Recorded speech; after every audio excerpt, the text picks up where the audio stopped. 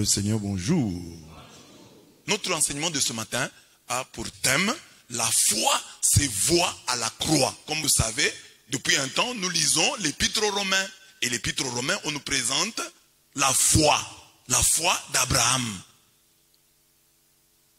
qui a espéré contre toute espérance, qui a espéré contre toute expérience. Un vieillard, presque centenaire, Dieu lui promet un enfant et il croit. Dieu le prend, comme je ne cesse de vous le dire, à 75 ans et lui dit, je vais te donner un enfant. Abraham croit. C'est 25 ans après qu'il a un enfant. Pendant tout ce temps-là, il croit. Peut-être, Dieu le lui a dit. Peut-être qu'Abraham a fait des déclarations devant les gens. Il a dit, vous verrez, moi j'aurai un enfant. Une année passe, une deuxième, une troisième, une quatrième, cinquième, 10 ans. Il n'a toujours pas d'enfant. Et certainement que les gens lui posaient la question. Mais toi tu nous as dit que tu auras un enfant. Depuis que tu as dit, tu pries toujours, tout le temps, Dieu, Dieu, mais tu n'as pas d'enfant. Dans l'entretemps, son neveu, Lot, avait 2 filles. Mais Abraham n'avait personne. Mais il disait toujours, Dieu m'a dit qu'il me donnera un enfant. Dieu me donnera un enfant. Dieu me donnera un enfant par Sarah. Et même quand il a eu un enfant par Agar, Dieu continue à lui dire, tu auras un enfant par Sarah. Et lui a cru.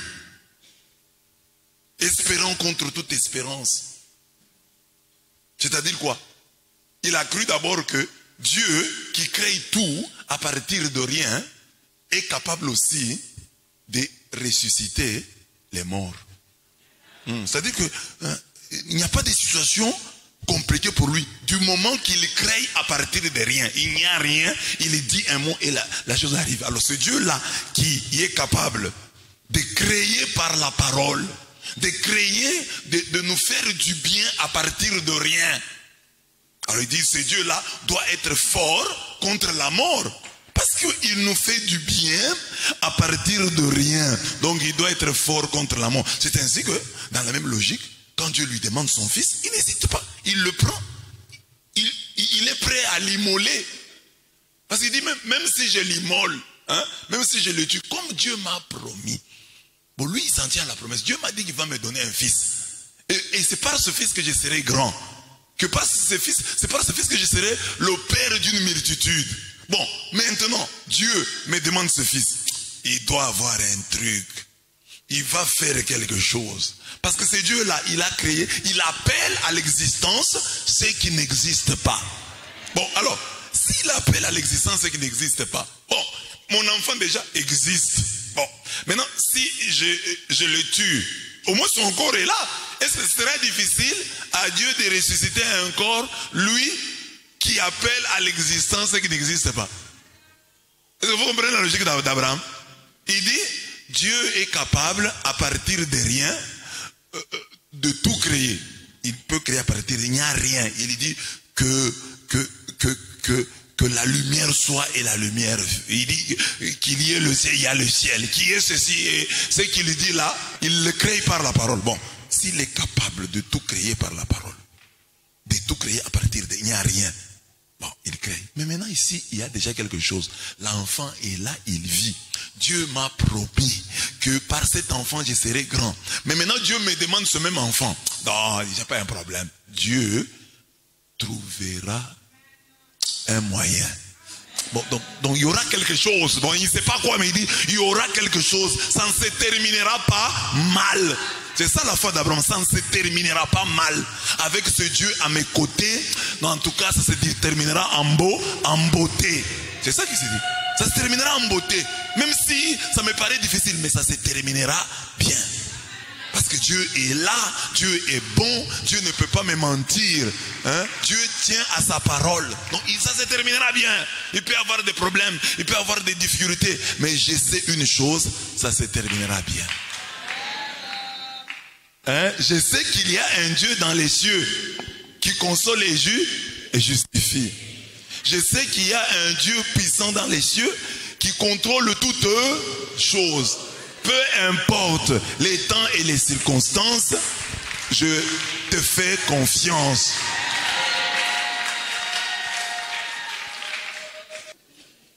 Donc Abraham dans des conditions difficiles, dans un temps relativement long, 25 ans d'attente. Dans l'entretemps, le peu de puissance, le peu de force qu'il avait sont en train de s'amenuiser, sont en train de diminuer. Et Dieu continue à lui promettre, je ferai, je te donne. Et Abraham doit croire. C'est ça que je dis que la foi se voit à la croix. Il est facile de dire, dans la joie, je crois. C'est comme dans le mariage.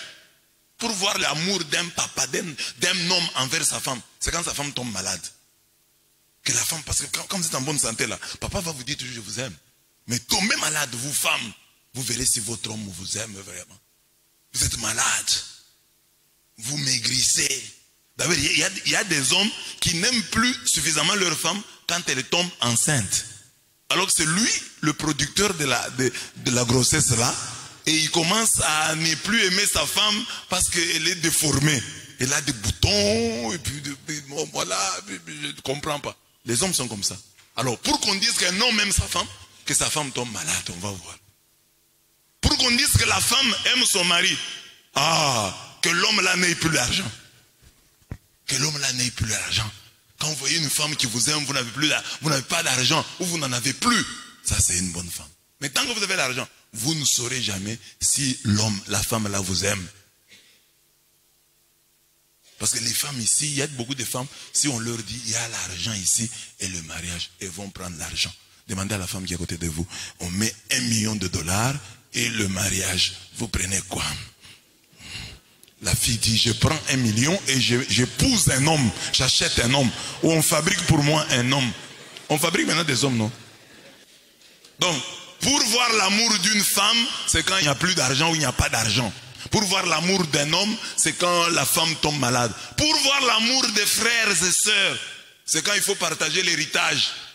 Papa nous a laissé des maisons, papa nous a laissé de l'argent. Oh mon frère, nous nous aimons beaucoup. Tant que papa est là, nous sommes unis. Mais dès que papa meurt et qu'il faut partager maintenant les parcelles, on va voir si on est vraiment frères. Papa a laissé des biens, papa a laissé de l'argent, papa a laissé des véhicules. Maintenant on doit partager.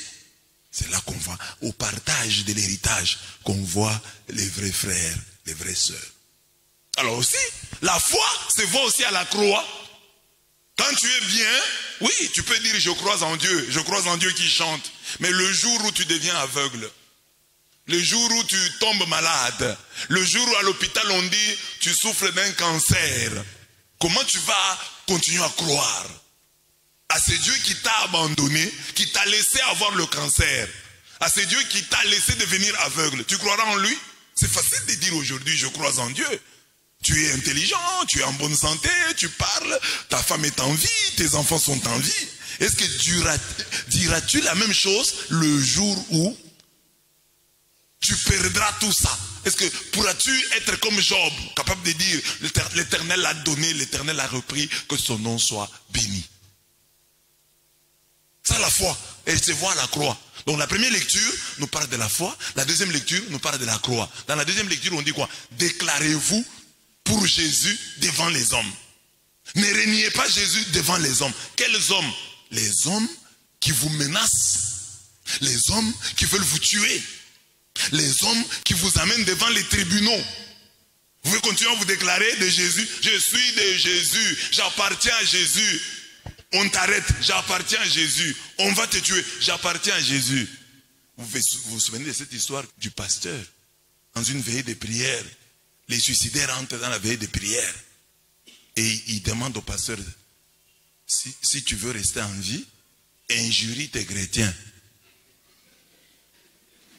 Ou on vient ici, on dit voilà, on tue tous ceux qui sont chrétiens. Vous allez voir les gens, non, moi on m'a invité. Je ne prie pas ici, on m'a seulement invité, je suis musulman.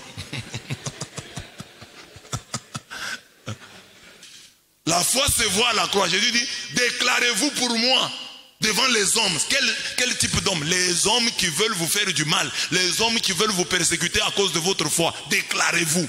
C'est facile de se déclarer de Jésus-Christ devant mon frère, devant ma soeur, avec qui nous prions, c'est facile. Mais c'est déclarer de Jésus-Christ devant quelqu'un qui brandit une arme, qui veut vous faire du mal, qui veut vous tuer, qui vous demande de renier Jésus, qui vous demande de l'insulter, qui vous demande de blasphémer contre lui.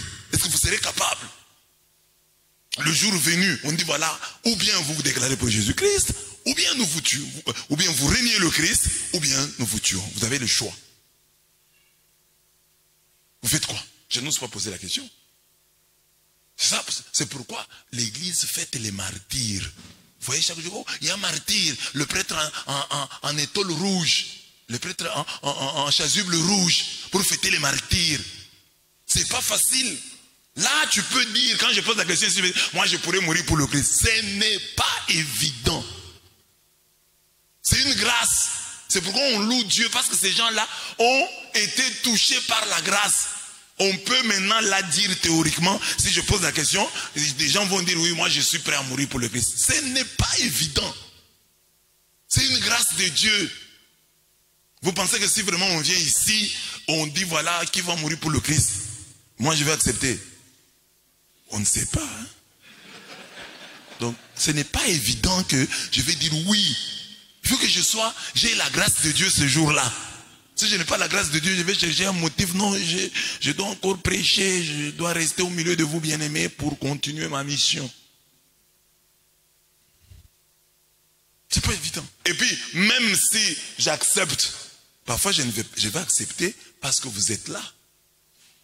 C'est-à-dire pour défendre seulement l'honneur. C'est moi quand même le curé. Maintenant, si je réunis ici, qu'est-ce qui va se passer? Donc, je peux accepter juste parce que vous êtes là.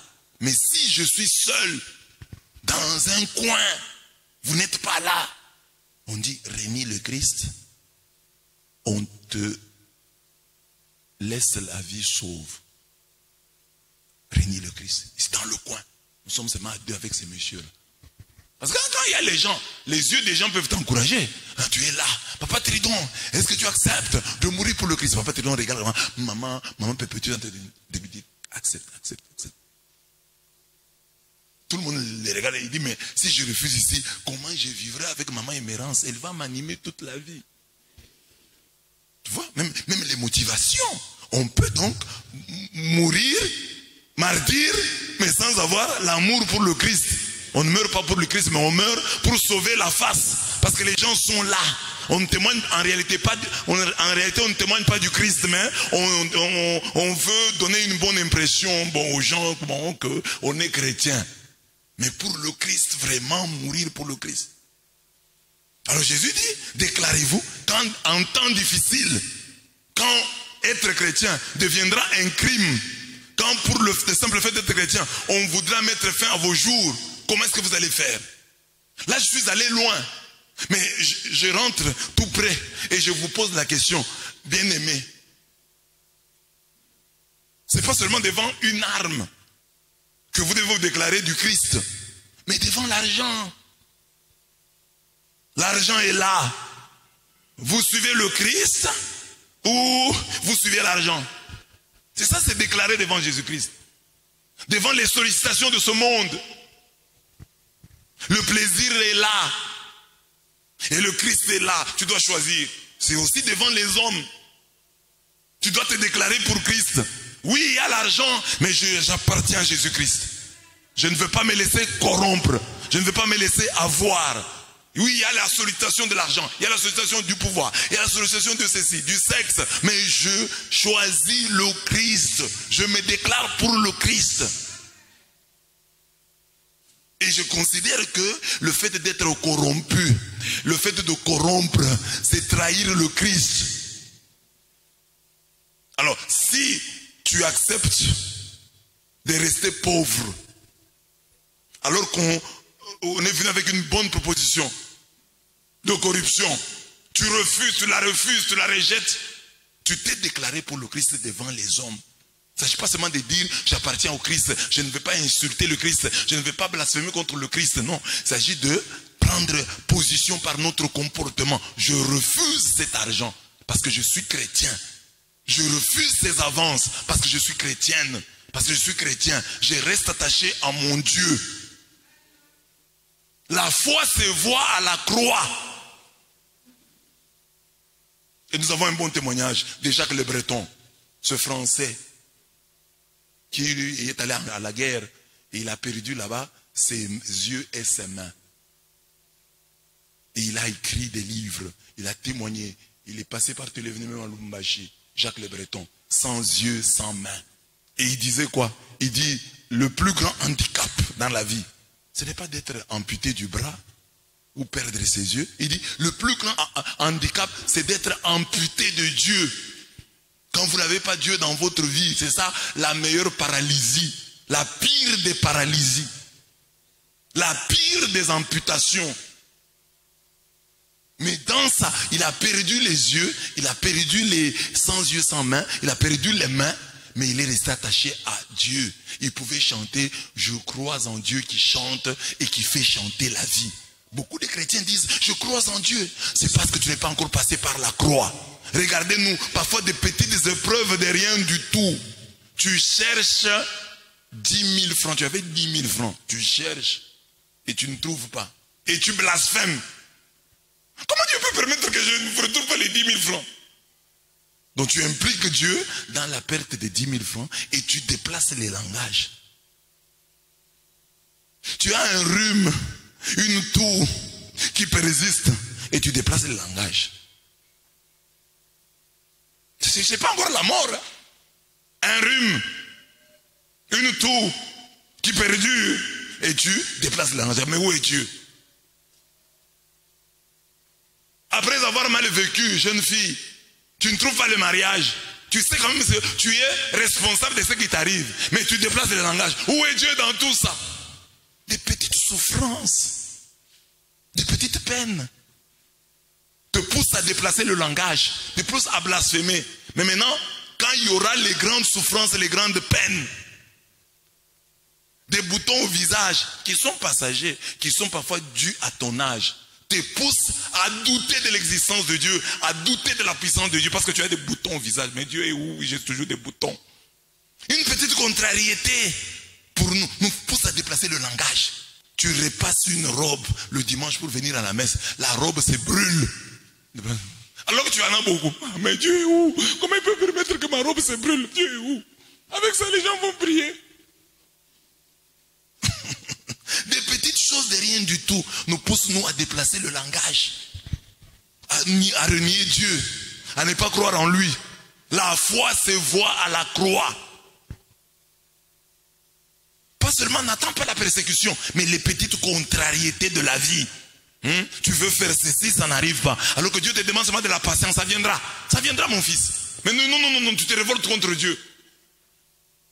Et parfois, ce ne sont même pas des contrariétés. C'est Dieu accomplissant sa parole. C'est Dieu t'amenant au meilleur endroit, à la meilleure place. Parce que Dieu voit, tu aimes un garçon. Mais Dieu dit, ce garçon, c'est un méchant. Tu ne vas pas bien vivre avec lui. Tu connaîtras des problèmes. Et Dieu te sépare de ce garçon-là. Et ça t'énerve. Parfois, il y a des filles comme ça. Vous allez même à l'hôpital. Le médecin dit que vous êtes incompatibles. Et la fille ou le garçon se fâche contre Dieu. Comment, Seigneur, on peut être incompatible? Mais c'est pour votre bien. Vous voulez vous marier tout en étant incompatible? Que Dieu vous laisse vous marier alors que vous êtes incompatible. Les médecins viennent de dire, vous êtes louez Dieu, gloire au Seigneur. Si n'eût été peut-être la médecine, si on n'avait pas consulté ces médecins, on aurait eu des problèmes. Gloire au Seigneur. Mais vous vous fâchez parce que Dieu dit, vous êtes incompatible. Alors, au lieu de le louer, parce qu'il vous l'a montré avant, au lieu de le louer, vous vous fâchez. Mais Dieu, comment il peut permettre ça? Seulement l'homme que j'aime, c'est celui qui est incompatible. Ce que je n'aime pas, on est compatible. Je suis compatible avec les hommes que je n'aime pas et incompatible avec l'homme de ma vie. Mais Dieu t'a aidé. Loue-le. Et toi, tu te fâches. Un garçon qui t'aimait, une fille qui t'aimait et qui te plaque, qui t'abandonne. Mais tu allais entrer dans le mariage avec une personne qui pourrait t'abandonner et abandonner les enfants. Loue Dieu parce que c'est arrivé avant. Merci Seigneur, c'est arrivé avant. Tu as enlevé cet homme de ma vie. Tu as enlevé cette femme de ma vie. Gloire à toi Seigneur. Mais toi tu te fâches contre Dieu. Pourquoi Dieu permet des choses comme ça? Et on est resté 2 ans et 6 mois. Et maintenant on se sépare. Est-ce que je vais tenir? Tu tiendras. Tu tiendras. Les divorcés tiennent. Les veuves tiennent. Les veufs tiennent. Toi tu tiendras. Je ne peux pas tenir. Je n'ai pas la force d'aimer un autre homme. Je suis déjà habitué à celui-ci. Vous avez combien d'années, de mois ensemble? 6 mois. Nous, pour des petites contrariétés, nous abandonnons Dieu. La foi se voit à la croix. Nous croirons en toi lorsque les problèmes viendront. Lorsqu'on diagnostiquera une maladie incurable. Et que tu devras dire, malgré cette maladie incurable, je sais qu'il y a un Dieu dans les cieux qui console et justifie. Ah, je sais qu'il y a un Dieu puissant dans les cieux qui défend toutes mes causes. Je sais qu'il y a un Dieu puissant dans les cieux qui contrôle toutes choses. Peu importe les temps et les circonstances, je lui fais confiance. C'est facile de dire Amen maintenant.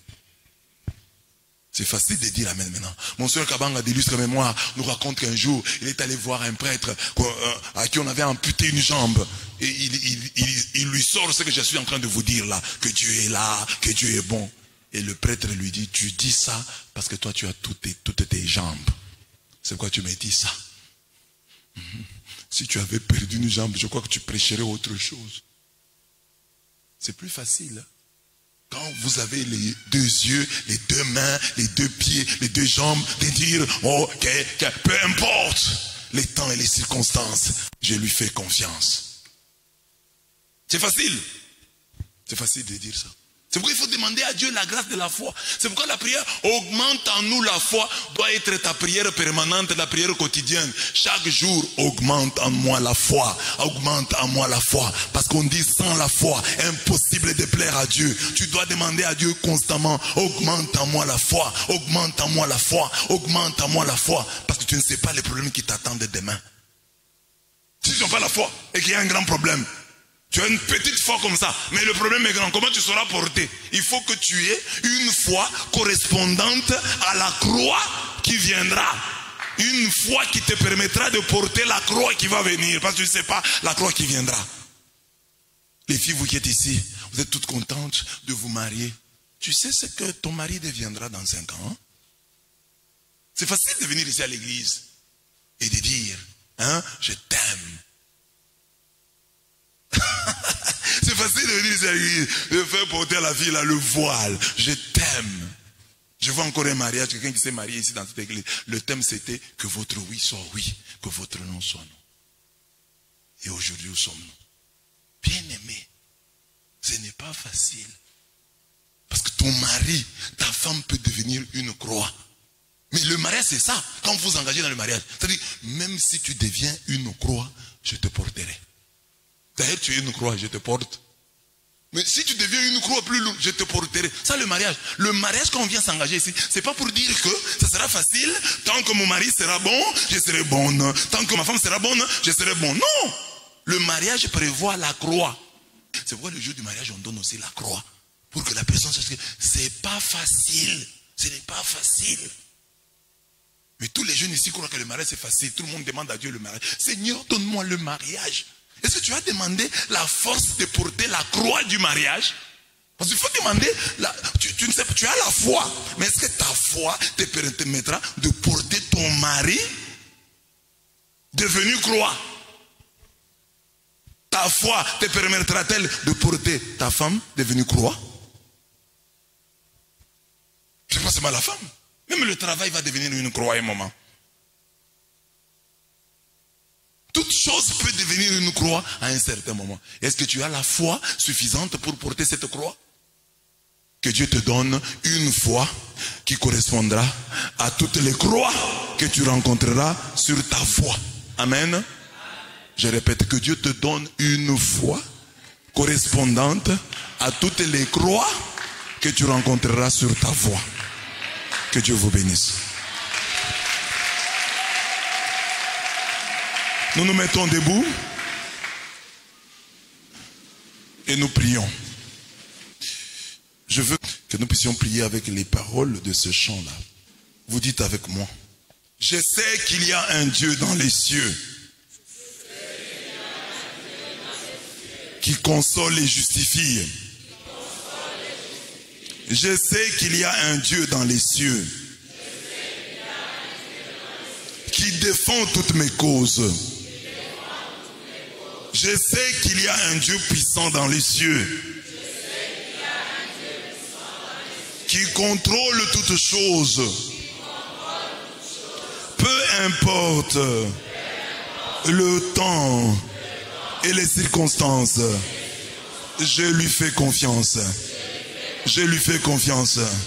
Dis ça, dis maintenant ça avec tes propres mots. Dis cela, dis cela. Tu es dans les cieux. Tu consoles et justifies. Tu es dans les cieux. Tu défends toutes mes causes. Tu es dans les cieux. Tu contrôles toutes choses. Peu importe les temps et les circonstances. Je te fais confiance. Je te fais confiance. Je te fais confiance. Donne-moi la force. Donne-moi la force pour que je te fasse confiance. Quels que soient les temps, quelles que soient les circonstances, que je te fasse confiance. Que je te fasse confiance. Que je te fasse confiance. Tu ne mens pas. Abraham t'a fait confiance. Que moi aussi je te fasse confiance. Abraham t'a fait confiance. Que je te fasse aussi confiance. Que je te fasse aussi confiance. Que je te fasse confiance. Quelles que soient les circonstances. Que je te fasse confiance. Merci Seigneur. Merci mon Dieu. Merci mon roi. Merci. Merci de m'aider. Merci de me soutenir. Merci de m'assister. Quel que soit.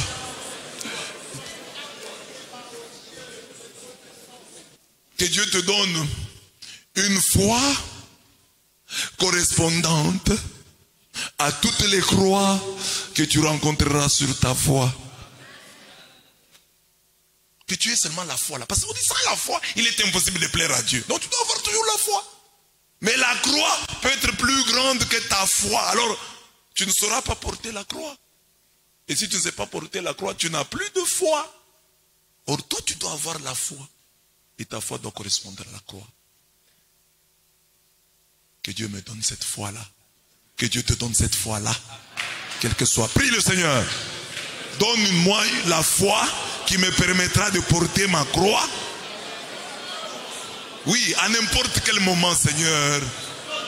Que j'ai, augmente ma foi, augmente ma foi, augmente ma foi, augmente ma foi, augmente ma foi, augmente ma foi, augmente ma foi, augmente ma foi, augmente ma foi, augmente ma foi, augmente ma foi.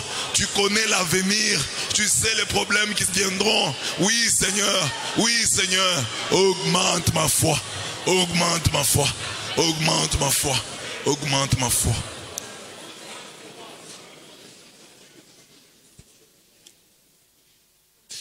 Dieu me dit de vous dire que la foi aussi se voit dans la joie. Nous avons vu seulement un aspect, la foi se voit à la croix. Mais la foi se voit aussi dans la joie. Il y a des gens, quand il y a abondance de joie, ils abandonnent Dieu. Il a eu beaucoup d'argent, il a eu un bon travail, il a eu un bon mariage, il a eu un bon mariage. Il abandonne Dieu. La foi aussi se voit dans la joie. La foi se voit dans la joie. Que ta foi se voit dans la joie. Que même si Dieu augmente tes avoirs, Dieu augmente ta joie, que tu ne l'abandonnes jamais, que tu ne sois jamais amputé de Dieu, que tu ne sois jamais séparé de lui à cause de la joie, que la joie ne te sépare jamais de Dieu. Nous avons dit que la croix ne te sépare pas de Dieu, mais la joie aussi sépare de Dieu. Il y a une joie qui nous sépare de Dieu, que la joie, que l'argent, que les biens de ce monde ne nous séparent pas de toi, papa. Ne nous sépare pas de toi, Seigneur. Que le mariage ne nous sépare pas de toi. Que l'argent ne nous sépare pas de toi. Que les biens de ce monde ne nous séparent pas de toi. Que le travail, que les études ne nous séparent pas de toi. Donne-nous de rester attachés à toi, même dans la joie. Que nous ne puissions jamais te tourner le dos à cause de l'argent, à cause du pouvoir, à cause de la promotion, à cause des amis. Non. Que la joie ne me sépare jamais de toi. Dans le texte de l'enseignement, nous terminons avec ce passage que nous connaissons. De Job, qui est un exemple de l'homme qui a montré sa foi dans la croix. L'Éternel a donné, l'Éternel a repris, que son nom soit béni. si nous acceptons le bonheur comme venant de Dieu, pourquoi ne pas accepter le malheur comme venant toujours de lui? Ça c'est Job, un homme de l'Ancien Testament. Et la Bible dit que Dieu l'a livré entre les mains du diable. Livré à Satan, il a continué à croire. C'est-à-dire Dieu l'avait abandonné, livré à Satan, mais il a continué à croire. On va nous chanter. Je sais que mon Rédempteur est vivant. Naïebiete. Naïebiete. Je sais que lisons ensemble. Je sais que mon Rédempteur est vivant et qu'il s'élèvera le dernier sur la terre. Quand ma peau sera détruite, il se lèvera. Quand je n'aurai plus de chair, je verrai Dieu. Je le verrai et il me sera favorable. Mes yeux le verront et non ceux d'un autre. Mon âme languit d'attente au-dedans de moi.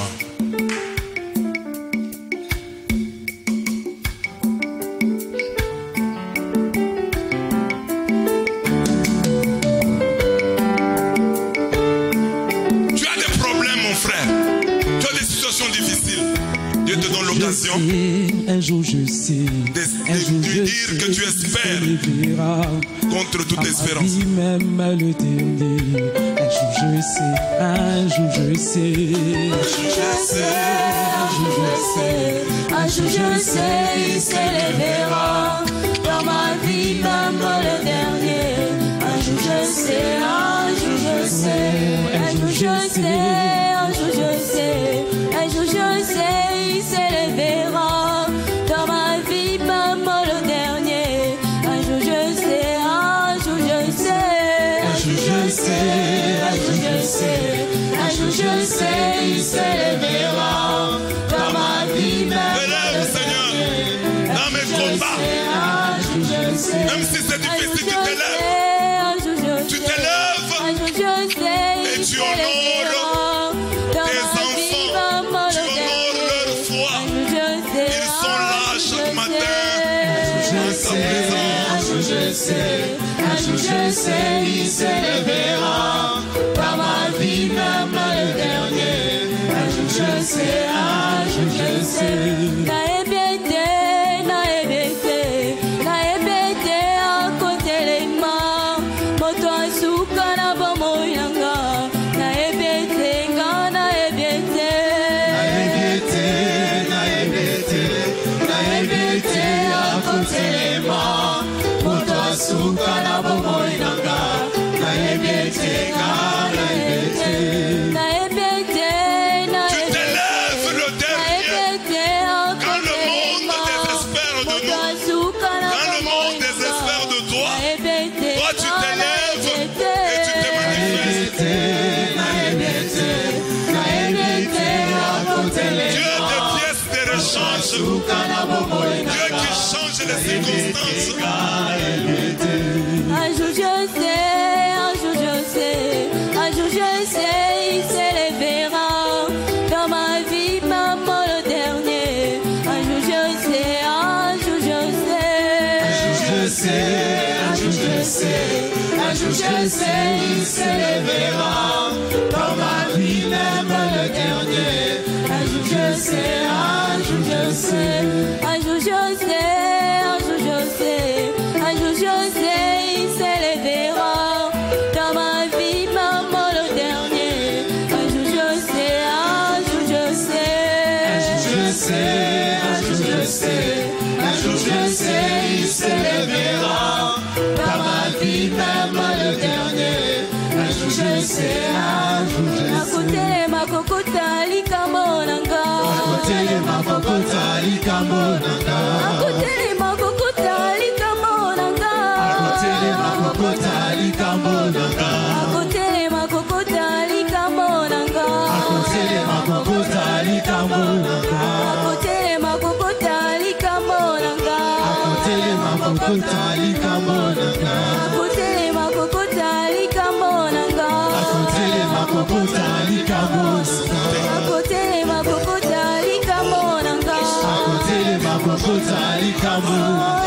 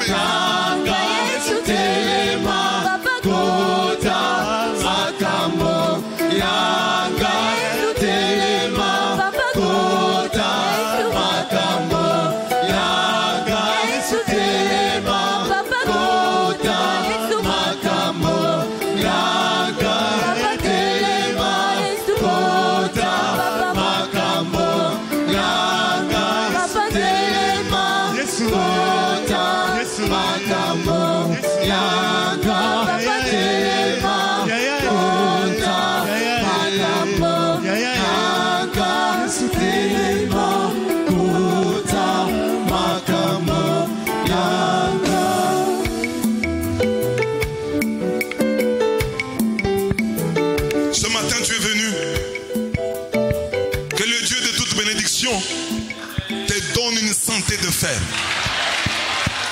À toi et à toute ta famille. Qu'il éloigne de toi les maladies. Ce matin, tu es venu. Que le Dieu qui appelle à l'existence ce qui n'existe pas. Que le Dieu qui donne la vie aux morts éloigne de toi toute mort précoce, toute mort accidentelle, toute mort qui serait l'œuvre de sorciers. Tu dois vivre longtemps. Tu dois mourir âgé, rassasié des années. Tu dois construire et habiter. Tu dois planter et manger l'arbre de ces fruits, le fruit de ces arbres-là. Dieu doit t'accorder cela.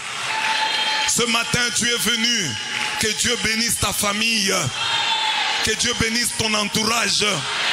Que Dieu bénisse tes bienfaiteurs. Ce matin, tu es venu. Que Dieu bénisse ton travail. Que Dieu bénisse ton commerce.